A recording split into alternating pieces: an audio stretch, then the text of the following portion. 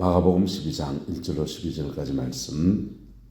예수께서 비유로 그들에게 말씀하시되 한 사람이 포도원을 만들어 산 울타리로 두르고 접자는 틀을 만들고 망대를 지어서 농부들에게 새로 주고 타국에 갔더니 때가 이르매 농부들에게 포도원 소주를 얼마를 받으려고 한 종을 보내니 그들이 종을 잡아 심히 때리고 그저 보내었거늘 다시 다른 종을 보내니 그의 머리에 상처를 내고 능욕하였거늘 또 다른 종을 보내니 그들이 그를 죽이고 또 그 외에 많은 종들로 들어는 때리고 들어는 죽인지라.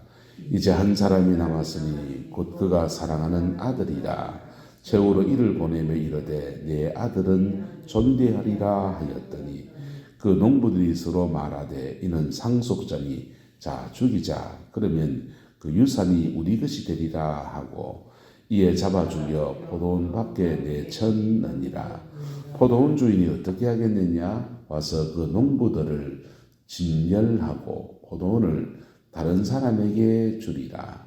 너희가 성경의 건축자들이 버린 돌이 모퉁이의 머릿돌이 되었나니 이것은 주로 말미암아 된 것이요 우리 눈에 놀랍도다 함을 읽어보지도 못하였느냐 하시니라. 그들이 예수의 이 비유가 자기들을 가리켜 말씀하시는 줄 알고 잡고자 하되 무리를 두려워하여 예수를 두고 가니라. 아멘.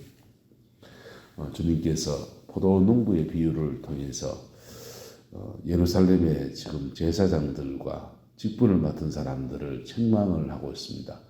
포도원 안에 있는 포도나무들은 뭐겠습니까? 이스라엘 백성을 말하는 것입니다. 주의 백성들, 그 다음에 포도원을 경영하고 관리하는 사람들은 누구겠습니까?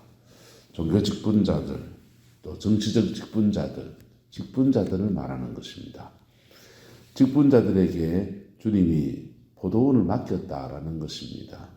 왜? 하나님은 이 세상을 경영해 가실 때 직분자를 세우십니다. 권위자를 세우시고 그 권위자를 통해서 주의 백성들을 다스리십니다. 종교 영역에 있는 사람들은 하나님께 나가는 길을 맡아서 이렇게 다스리는 것이고 정치역에 있는 사람들은 하나님의 통치를 이 땅에 풀어내는 그런 통로로 그렇게 쓰임받는 겁니다. 그래서 재성을 가진 인간이 제사를 통해서 예배를 통해서 하나님께 나가는 길을 이렇게 열어주는 제사장의 직분, 주의 종의 직분들, 또 하나님의 통치를 교회 안에 또 세상 안에 풀어내는 그런 통치적 직분들이 이게 교차되어서 그렇게 될 때 순전한 하나님의 나라가 온전하게 이루어지는 은혜가 있습니다. 할렐루야. 요셉 같은 좋은 통치자가 필요하고 그 다음에 참으로 하나님 앞에 영혼을 중보하며 올려드리는 제사 직분자들이 일어날 때 백성들의 죄는 제사 안에서 정하여지고 사함받은 사람들이 백성으로서 거룩한 삶을 살고 그리고 그들을 바른 법도와 정의를 가지고서 통치해 나갈 때 하나님의 온전한 역사들이 그래 풀어지는 거예요. 그것을 잘 이루어낸 때가 구약시대 다윗 왕 시대입니다. 다윗의 시대에 제사 직분자들을 제대로 세우고 레위 지파들을 반차를 세워서 다윗의 장막운동을 펼치고 단순하게 기도했다 찬양했다 이런 거 아니에요. 레위 지파가 바로 서야 영적인 제사 직분이 바로 서는 겁니다. 하나님은 12지파의 한 지파를 빼서 그 일을 맡길 정도로 그 일은 대단히 중요한 문제예요. 주의 종은 따라합시다. 주의 종은 하나님 나라 공무원이다. 하나님 나라 공무원입니다. 그래서 11조를 거두어서 구약시대 11조를 거두어서 레위지파 12지파의 한 지파를 세금 내가 먹여 살린 겁니다. 근데 그게 사사기를 지나면서 가나안에 정착하고 난 뒤에 이게 다 무너져 버렸습니다. 주의 종의 권위가 땅에 떨어지고 그들은 땅을 주지 않았으니 묵고 살 길이 없으니까 전국 팔도에 이제 12지파가 흩어져 있는데 레위지파는 한 지파가 전국에 흩어지다 보니까 가족 단위로 다 찢어져 있어요. 그래서 사돈의 팔촌의 사촌 해가지고는 레위 지파끼리 네트워크망이 있습니다. 그 네트워크망을 통해서 상업을 종사해서 장사해서 사는 겁니다. 장사해서 살 수 있는데 그게 본업보다 벗어나게 될 때 그들은 본질에서 이탈되어집니다. 사사기 시대는 백성들은 백성대로 죄를 짓고 그리고 레위 지파 직분을 맡은 제사 직분을 맡은 지파는 지파대로 그들의 먹고 살 길 따라서 그냥 흩어져 버리고 사사기의 비극들을 보면은 레위 지파 제사장 가문의 사람인데 첩을 두고 살고 다시딘의 서약을 어기고 그래 살아갑니다. 이게 안타깝게도 오늘 시대 한국교회가 너무나 지금 흡사합니다. 목회자인 우리 같은 사람들도 하나님 앞에 거룩함과 순전함, 백성을 위해서 중보하는 그러한 제사 직분에 충실한 참된 제사장의 길을 걷는 사람들이 참 귀한 시대가 됐습니다. 박용철 목사님이라고 친구랑 가끔씩 통화하면서 그런 얘기합니다. 참 사건만 돼도 훌륭하다. 교회에서 받는 사례만큼만 이래도 참 훌륭하다. 그런 얘기합니다. 거기서 목숨 걸고 하나님 앞에 더 나가는 분들도 참 목자인 분은 많이 계시죠. 아직까지도. 근데 참 많이 흩어진 시대를 살아갑니다. 근데 남 얘기할 것 없이 우리는 어떻게 될 것이냐 이것입니다. 하나님 앞에 주신 직분에 충성하는 저와 여러분 되기를 예수 이름으로 축복합니다. 충성하지 아니하면 주님은 직분을 뺏어요. 뺏는 게 맞잖아요. 뺏어야 교회가 목사 밥벌이 하는 데가 아니잖아요. 영혼을 구원하고 하나님의 영광을 이 땅 가운데 풀어내는 그런 공동체가 교회이고 중보하고 기도하고 하나님의 얼굴을 깊이 구하는 중에 하나님의 백성들을 바로 세우는 그 직분에 충실한 저와 여러분 되시기를 예수 이름으로 축복합니다. 그리고 그 속에서 하나님의 영광이 이 교회에 임하게 되기를 소망합니다. 하나님은 이 직분에 감당하지 않을 때 그에게 감동과 감화로 그의 내부에서 그를 우짖습니다. 또 성령이 심지어 떠나는 것과 같은 역사들이 나타나요. 성령이 떠났는데 목회를 한다. 얼마나 괴롭겠습니까? 종교적인 의식을 집례하는 사람에 불과해집니다. 그러다가 그래도 회개하지 않고 정결하게 하지 않으면 다른 사람을 통해서 책망하기 시작합니다. 다른 사람을 통해서. 이런저런 모습으로 책망을 받습니다. 그때도 돌이키지 않을 때 주님은 직분을 뺏어버립니다. 그냥 한 명의 자연인으로 한 명의 성도로 돌아가는 게 나은 거예요. 할렐루야. 근데 이게 교회 안에 목사의 얘기도 하지만은 또 한편에서는 주님이 한 시대 한 시대 들어서는 민족이나 들어서는 국가의 이야기가 되기도 합니다. 하나님이 예루살렘 교회에 부흥을 주셨습니다. 부흥을 받은 예루살렘 주의 백성들이 부흥 받은 대로 그들은 예루살렘 교회가 음란하지 않았습니다. 예루살렘 교회가 서로 정죄하고 판단하고 비판하고 그러지 않았습니다. 시기 질투하지 않았습니다. 그들은 12사도의 가르침을 따라서 성전에 모여서 기도하기를 힘쓰고 하나님의 얼굴을 구하는 진실한 그리스도인의 삶을 살았습니다. 그건 개인윤리고. 근데 교회는 개인윤리를 넘어서는 뭔가가 필요합니다.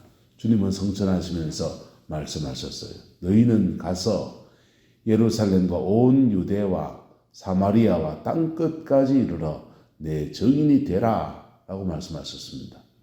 예루살렘 교회는 선교적 사명을 감당하기에 그들이 가지고 있는 유대인 우월주의, 율법주의 이거 못 뛰어넘었습니다. 우리는 이해할 수 있습니다. 아, 예루살렘 사람 그렇지, 선민의식 그렇지, 그럴 수 있지. 사람 편에 이해할 수 있습니다. 하나님 편에 이해 안 합니다. 하나님은 박살내버렸습니다. 예루살렘 교회 음란에서 무너지지 않았습니다. 예루살렘 교회는 시기 질투하다가 무너지지 않았습니다. 예루살렘 교회는 기도 안에가 무너지지 않았습니다. 그들의 세계관이 사명을 위한 세계관, 촛대 하나님이 등불을 켜시는 것은 세상을 밝히기 위한 것인데 그 사명 감당하지 않다가 박살내 버렸습니다. 스데반의 순교 이후로 하나님이 사마리아로 지경을 높여서 안디옥으로 교회를 흩어놓으십니다. 그리고도 하나님 앞에 정신 차리지 않을 때 AD 70년에 로마의 티투스 장군에 의해서 예루살렘 자체가 멸망했습니다. 그들의 선민의식으로 똘똘 뭉친 그것을 깨트리시려고 하나님은 전 세계로 흩어놓았습니다. 그리고 흩어놓아서 종살이하고 노예살이하면서 그러면서 그 낮아짐 가운데서 주님을 바라보는 순전함도 회복되고 그리고 흩어진 교회, 유대교를 벗어나서 기독교라는 새로운 종파운동이 펼쳐졌습니다. 이방 세계를 뻗어나가면서 복음이 풀어지게 하셨습니다. 할렐루야. 주님이 촛대를 옮겨버리는 것이지요.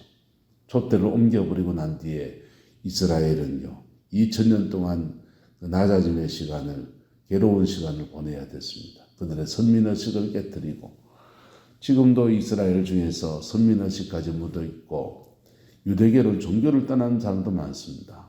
그냥 그 중에서 메시아님께서 예수 그리스도를 주로 고백하는 유대인들도 있습니다. 근데 예수님을 주로 고백하는 유대인들에게는 이상한 현상이 생겨요. 굉장히 강한 성령의 역사가 임합니다. 예. 아브라함부터 이어져 오는 모든 하나님의 종들의 기름 부음들이 그 민족을 향한 기름 부음들이 깔때기처럼 한두 사람에 집중적으로 쏟아지는 거예요. 그게 베니인입니다. 베니인 유대인이에요. 자, 그런데 그 촛대를 주님이 안디옥 교회로 옮겼어요. 안디옥 교회에서 그 다음 하나님이 순전하게 옮기신 데는 로마로 옮기셨습니다. 근데 로마로 옮겨졌다가 유럽으로 옮겨서 영국으로 가고 계속 하나님의 영적 촛대가 옮겨집니다. 제사장 직분을 맡은 민족이 일어났던 때 하나님이 그 민족에게 축복하셨습니다. 그런데 촛대가 옮겨지고 난 뒤에는요. 소아시아 안디옥 지역은 이슬람의 통치 지역이 되어버렸어요. 유럽은요. 기독교 멸종 시대를 지금 맞고 있습니다. 영국은요. 마찬가지입니다. 미국은요. 한국은 어떨 것 같습니까? 한국의 촛대는 지금 서쪽으로 옮겨가고 있습니다. 중국으로 해서 지나서 지금은 중앙아시아 지역을 해서 동남아로 옮겨가 있습니다. 그곳에서 하나님은 새로운 부흥운동들을 만들어 가십니다. 우리는 하나님의 촛대가 머물러 있을 때 정신 차려야 합니다. 개인적인 경건도 바르게 이루어야 되고요. 그래서 영성의 깊은 세계를 갈 수 있어야 되고 또 한편은 사명을 감당하는 교회로 얻어가야 합니다. 할렐루야. 이것은 한 개인의 문제, 목회자로서 부름받은 한 개인의 문제이기도 하고 민족의 문제이기도 하고 또 우리 교회 공동체의 문제이기도 합니다. 이 이조리 지역에 복음을 전할 수 없는 수많은 이유가 존재합니다. 복음이 전파되지 않는 수많은 이유가 존재합니다. 우리 편에서는 다 합당한 이유입니다. 하나님 편에서는 이유가 아닙니다. 하나님 편에서는 이유가 아닙니다. 그게 이유가 나는 창조자다. 나는 온 세계 열방을 위해서 이 영혼들을 위해서 아들까지 내어준 사랑의 하나님이십니다. 주님은 그냥 촛대로 옮기는 게 아니에요. 주님은요. 말씀하셨습니다. 포도원을 만들고 산 울타리를 두르고 적자는 틈을 만들고 망대를 짓고 모든 여건을 갖추어서 농부들에게 새로 주고 갔습니다. 새로 받은 것에 그들이 충성하고 그 신실하게 그 일을 감당해 갈 때 그들은 정한 세를 받으면 돼요. 하나님은 우리에게 그렇게 행하십니다. 참된 종의 길을 걸어간 사람들은 참 이상해요. 그들이 당대에 아주 어려운 목회도 할 수 있고 그렇지만은 근데 그 자녀들은 하나님 놀랍게 풀어주는 것들을 경험합니다. 하나님 앞에 믿음의 열매를 맺는 것들은 누군가 심고 그 다음 세대가 거두고 그런 여정들이 한 사람은 심고 한 사람은 거두고 심는 사람 따로 있고 거두는 사람 따로 있고 그리고 하늘나라 가서는 할배 때 심었으니 내가 거두었군요 라고 고백하게 하십니다.